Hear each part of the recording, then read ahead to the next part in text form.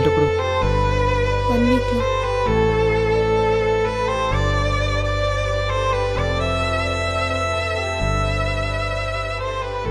శాలిని శాలిని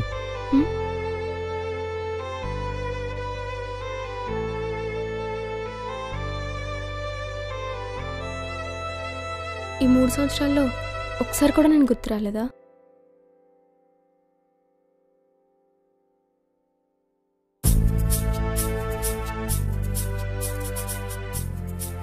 సరే, నాకు వేరే వర్క్ ఉంది, నేను వెళ్తా.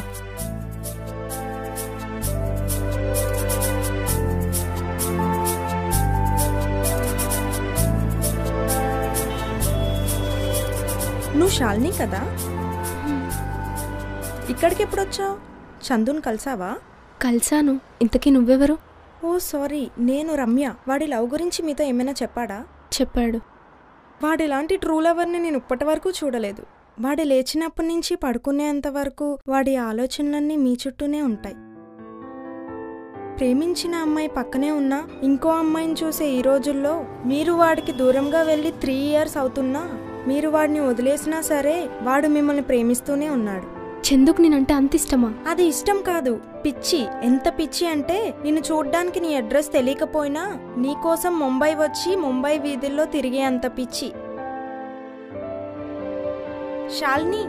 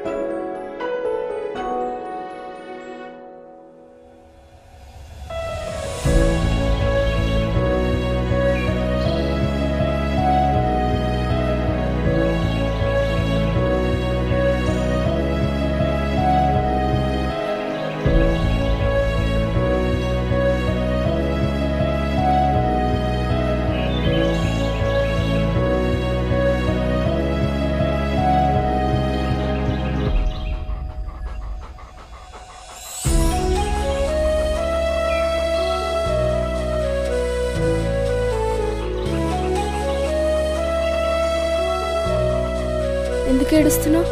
నువ్వేగా ఎంగేజ్మెంట్ అని చెప్పు. మరి నువ్వెందుకు ఏడుస్తున్నావు? ఇంట్లో ఒప్పించొచ్చా? నువ్వేమో ఇక్కడికి వచ్చాక రమ్య లవ్ అంటే ఏడవనా? రమ్య ఎవరు? అదే చెప్పాం కదా ఎవరని. ఏంటి?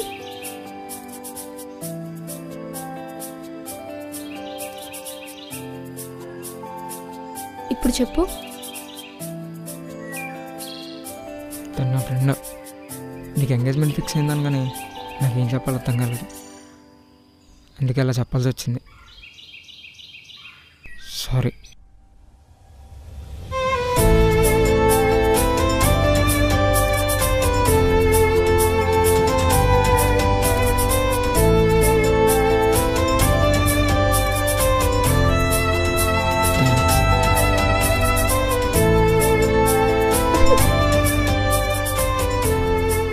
నాకైతే ఒకటి అర్థమైంది.